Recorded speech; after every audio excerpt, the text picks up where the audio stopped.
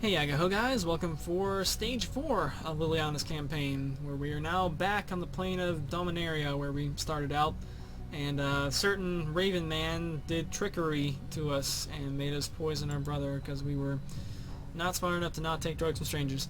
Last video we were able to get around a archangel who was harrying our path, and we are now on the trail of the Raven man, and we are back to the family manor. And looks like the Raven Man knows that we're out for a fight, and he will accept our challenge. Apparently, Raven Man does things kind of like some vampires, my Otismon, whatnot, where they got a flock of bats comes together to form a vampire or something. Apparently, he does that with birds, so we can probably expect to see a lot of flyers in this game. So we're gonna want to get our only flyer, which is our crow, who is not in his hand, out as soon as possible. There's Vengeful Dead. Here's a nice new guy that we haven't seen before, Soulless One. So right now he looks pretty silly, but he has the potential definitely to be really big. I probably should not keep a one land hand, but there's a lot of good cards in this hand, so I'm actually I'll take the risk and keep it. I do have a 1-drop that I can use, so hopefully we can make sure we're going first. So we're going to go ahead and get our 1-drop out and see where we can go from there. We're a bit at the mercy of the top deck right now, but especially since there's probably going to be a flyer coming out pretty soon. But hopefully we can get a land the next turn or two, and we're able to get Black Cat out. There we go. So we can play down. Well, hold on to Altar's Reap. We'll go ahead and get the cat out there. I'll just cast him in phase 1 for no reason. One blue's not enough to worry about any sort of counter spell, which he may well play. Go and get the 1 point in. And the nice thing about Altar's Reap is I actually kind of would like to sacrifice my little zombie guy, because there's a lot of 1 toughness flyers in this guy's deck. So that's going to allow me to kill off some of that stuff. And we also have a straight up removal spell with Cruel Revival. So here's this thing, and if you're not careful, this thing will absolutely wreck you pretty bad. He's 2 for a 1/1 flying, which is already kind of okay. Not the best, but he's definitely got this really nice ability where you just pay 2 and he can mill 1, which means you take a card off the top of your deck and put it in your graveyard. And not only that, he gets bigger depending on how strong a card was milled. So like this guy costs 2, so if he milled another copy of himself from the opponent's deck, you can also mill your own deck if you really wanted to, since this is target player. But if he were to mill something like, say, another Cruel Revival, then that would mean he would get +5/+5. Ow! And he can do it multiple times a turn. So we're gonna want to definitely go ahead and Altar's Reap. Let's go ahead and sacrifice Shambling Goblin and get you out of the way while you have no mana to use on that ability to make yourself bigger. So get out of here. Go away. We get another land as a result of playing the draw spell, so that's good. No 1-drop to go along with it, but that's fine. We'll just swing in with the cat for 1 point. So that card can definitely be the end of you in this game if you don't address it right away. Fortunately, it's only until end of turn, so it's not gonna, unless it pays for the ability during your turn, which it is able to do. Unless it pays for it during your turn, you're gonna be okay. So he actually plays a bird as well. So there you go. You have a kind of a crappy flyer guy as well. It's not all roses and sun drops, whatever that expression means. So we've got, there you go. Start with the 1 land hand. We got 3 lands, or 4 land, 3 additional lands. So that works out pretty okay. We can play a couple of guys here. We could play Vengeful Dead. We could play Soulless One is looking pretty beastly right now, but I think I might actually want to go ahead and grab Gravedigger, because Gravedigger will allow me to grab Shambling Goblin back into my hand, and that way we can pull the same little stunt, yes we will, with the Altar's Reap combo next turn. So that thing comes into play tapped, so we're fine to just go ahead and swing it with the cat.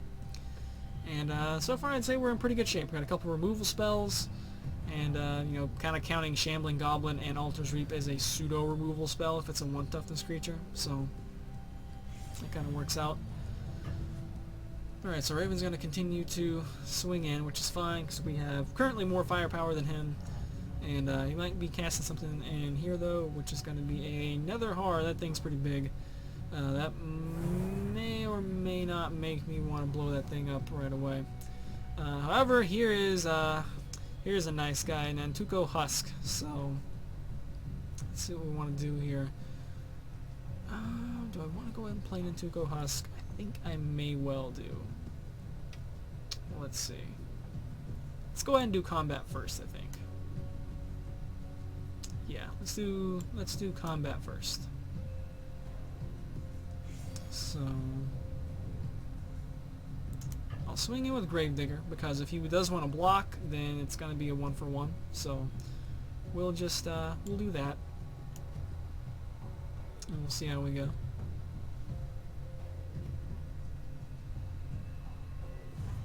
Alright, so he just takes the 2 points. Now we got a couple of things we can do. I could kind of sit on this Altar's Reap, which I think I'm going to do.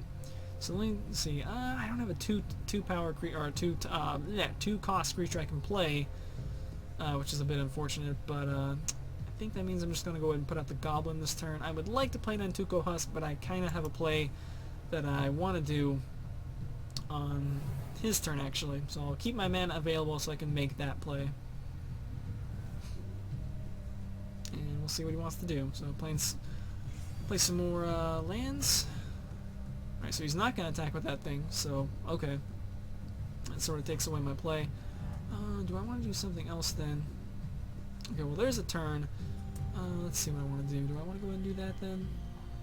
I feel like I can get probably better value out of it otherwise, but in the interest of being mana efficient, oh, there's another thing too. Mind Rot. Oh, we got to discard 2 cards. Alright. So let's see. This is actually a bit vexing. So I can definitely get rid of you.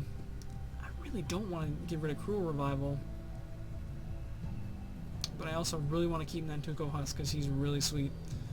He can just make himself bigger just by blowing stuff up, and you know, as you know, in this deck, when stuff gets blown up, other good stuff happens. So I really hate to do so, but I think I'm gonna ditch Cruel Revival because I really want to play the draw spell.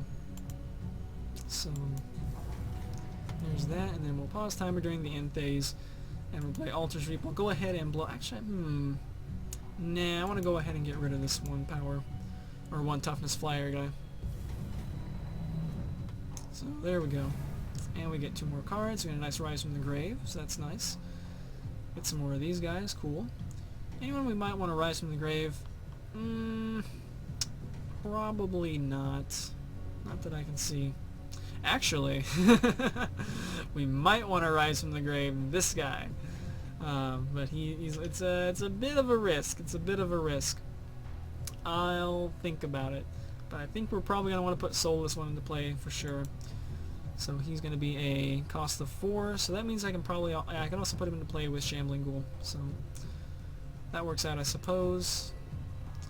I think I'm actually just gonna go ahead and swing in with both guys. Yeah, I'll swing in with both. He can certainly feel free to block the cat, but again, discard card, so works for me. Alright, he will indeed discard the cat, or will get rid of the cat. And what does cat get rid of? He doesn't get to pick, it's random, and just gets rid of a land, so oh well, not the most threatening thing we could have gotten rid of, but so be it. We are going to go ahead and take this opportunity to get Soulless One out there. So there we go, we got a nice big, he's got actually 6/6 now, because he himself is a zombie as well, and we're going to play the Zombie Goblin, so now we got a nice fat 7/7 guy out there, so I don't think this guy's going to be attacking anytime soon. And Soulless One is potentially going to go on a little bit of a rampage here. We do have a decent chunk of life that we are hanging on to, so as long as we keep that to 2 points a turn, I think we'll be alright. Still got 1 card in hand, and we are certainly able to Rise from the Grave somebody.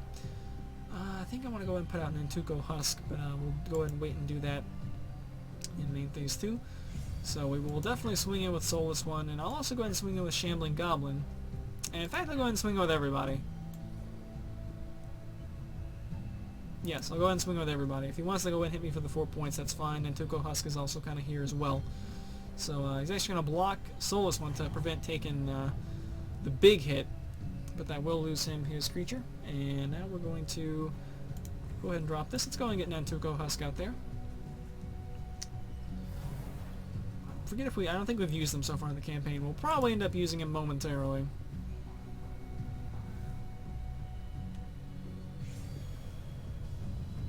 Turn gonna swing in. May as well. Actually, he's not. He's gonna hold on to it for defense. He sees a lot of creatures on my side. Lots of stuff. So we don't have a removal spell to use. If I had actually drawn a Shambling Goblin, this would have been. This probably would have been game over. Actually, depends on what that card. I hate to Rise from the Grave on a Shambling Goblin, but it might actually be what I want to do. I think I'm probably better off just going ahead and stealing his creature right here. So we will, however, wait to do that until main phase 2. So let's see. We will get in you, and you. And let's be ready to pause the timer in case Nanduko Husk is the one who gets blocked. I severely doubt that's going to be the case. Yep. Alright, so quite a bit of damage goes through. And let's just go ahead and play... I'll go ahead and play Shambling Ghoul. Just in case something happens, he has something to kill off Soulless One. I'd definitely like to bring Soulless One back. So, looks like we should just about have this in the bag. We got a huge board, and I don't think in the campaign there's a board wipe. So, Screeching Buzzard, when he dies, all opponents discard a card, which is mostly relevant if you're playing like Two-Headed Giant or some multiplayer format. So, just got a 2/2 flyer who is not really going to save his life from much of anything. And now that there's no cards in his hand, though, now I'm going to do a little bit of a cool play. So I'm going to Rise from the Grave. And no. Give me my graveyard. So I'm going to actually Rise from the Grave on a Shambling Goblin, which is a usually a pretty poor play. But what we're going to do is use Nantuko Husk's ability. You just sacrifice a creature, which maybe that was somebody who was going to die anyway because he got blocked. You know, or maybe, you know, they were doing a chump block and, hey, you know, I can just go ahead and sacrifice them. It's a bit odd the way the mechanic works on that. As long as you declare the block, even if that creature ends up getting sacrificed, the creature is considered to be blocked by a 0/0, you know, entity that's hanging out there. So it's still blocked. It still doesn't hit you. Obviously, if it has trample, it's going to go through that fully. But you know, it's a little trick you can pull. So we're going to sacrifice this guy, and then we're going to have you get -1/-1. And in fact, it was so nice, let's do it again. So we'll give you another -1/-1, which will end up killing you off, Mr. Screeching Buzzard. I'll have to discard... Actually, I should went in and play my swamp first, but as a result of that, so I will have to discard the swamp now. So that was a minor mistake, but it doesn't matter because we're going to end the game this turn anyway. And that also makes Nantuko Husk a nice big 6/6 and doesn't drop Soulless One's power a bit. So we're just going to...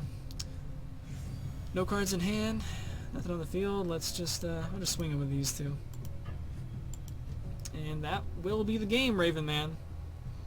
Either one of those hits will be lethal, so there we go. We take revenge on the Raven Man, put him down to -10 life, so he's definitely out of commission. And what happens now? So, roar!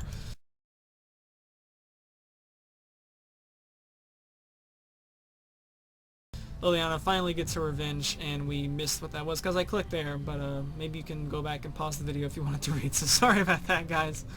I didn't get to read what it was that happened right there. So, again, if you want to read it, then I guess you can pause the video. It should have been legible for a brief second there. Actually, maybe I'll just do that in editing, and that'll be good, so... Hopefully that's what I did. So, next time, guys, is going to be the finale of the campaign, and this stage is actually...